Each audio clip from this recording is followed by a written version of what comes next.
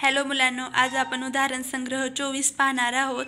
या उदाहरण संग्रहात आपल्याला कोणाचे नाव, कोणाचा शिरोबिंदू आणि कोणाच्या बाजू लिहिण्यास सांगितल्या आहेत। हा व्हिडिओ खूपच इंटरेस्टिंग असणार आहे आणि यात तुम्हाला कोणाबद्दल सर्व माहिती मिळणार आहे। तर मुलांनो, हा व्हिडिओ शेवटपर्यंत पहा आणि तुम्ही जर आपल्या चॅनलवर नवीन असाल तर आपल्या चॅनलला लाईक करा, शेअर करा आणि सबस्क्राईब करा। तर चला तर मग मुलांनो, आपण उदाहरण संग्रह 24ला सुरुवात करूयात। आपल्याला आकृती दिली आहे आणि त्यावरून आपल्याला कोणाचे नाव, कोणाचा शिरोबिंदू आणि कोणाच्या बाजू लिहायच्या आहेत। तर नेहमी लक्षात ठेवा मुलांनो, कोणाचे नाव लिहित असताना ज्या ठिकाणी कोण होतो, म्हणजे ज्या ठिकाणाहून दोन रेषांची सुरुवात होते, म्हणजे इथे कोण होतो, हा कोण आहे आपला, याला शिरोबिंदू म्हणतात कोणाचा। म्हणजे ज्या बिंदूतून कोण निर्माण होतो त्याला शिरोबिंदू म्हणतात। आणि कोणाचे नाव लिहित असताना कधीही पहिल्यांदा कोण म्हणजेच असं चिन्ह काढून याला कोण म्हणतात आणि हे नाव मधात घेऊन दोन्ही बाजू कडेने लिहायचं। म्हणजेच इथे कसं लिहिलं आहे, आपल्याला एक नाव लिहून दिलं आहे पुस्तकात, याला वाचत असताना कोण PQR असं वाचायचं। म्हणजेच कोण PQR किंवा कोण RQP। म्हणजे पहा मुलांनो, या दोन्ही बाजूंचे नावे इकडे इकडे होऊ शकतात, पण Q हे म्हणजे शिरोबिंदू हा मधातच लिहिला आहे। तर कोणाचे नाव लिहित असताना हा नियमच आहे की शिरोबिंदू हा मधात लिहायचा। म्हणजे जेथून कोण सुरुवात होतो ते नाव मधात लिहायचं।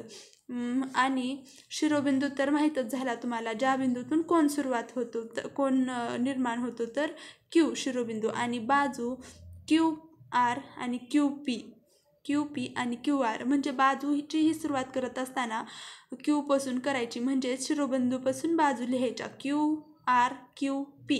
तर चला मुलांनो, हे तर आपल्याला सोडवून दिलेलं झालं। आता आपण जे आपल्याला करायला सांगितलं आहे ते करूयात। वर आपल्याला या कोणाबद्दल सर्व लिहून दिलं होतं। आता आपण येथे मनानं म्हणजे नियमानुसार आपल्याला लिहायचं आहे। तर पहिल्यांदा कोणाचे नाव, तर या कोणात हा कोणाचा शिरोबिंदू आहे, म्हणजे या बिंदूतून कोण निर्माण झालेला आहे।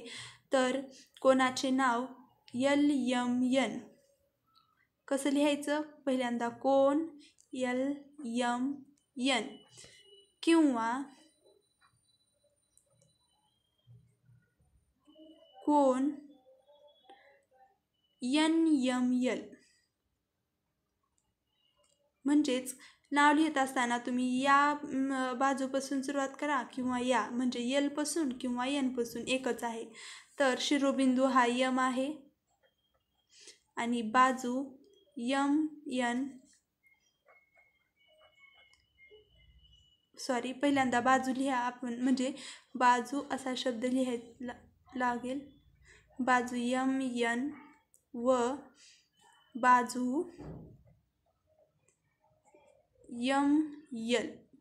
शिरोबिंदूपासूनच बाजू लिहित असताना सुरुवात करायची आहे। तर आपण दुसऱ्याही कोणाचे आपण नाव लिहूया, हे U आहे।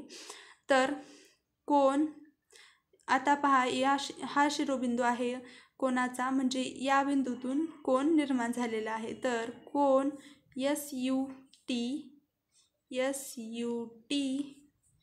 किंवा कोण TUS, U हे मधात, इथे M मधात। तर शिरोबिंदू कोणता आहे, U।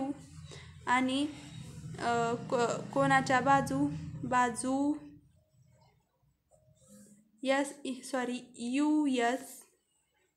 US व बाजू TUT, U पासून सुरुवात UT। तर उदाहरण संग्रह 24 हा आपला पूर्ण झालेला आहे.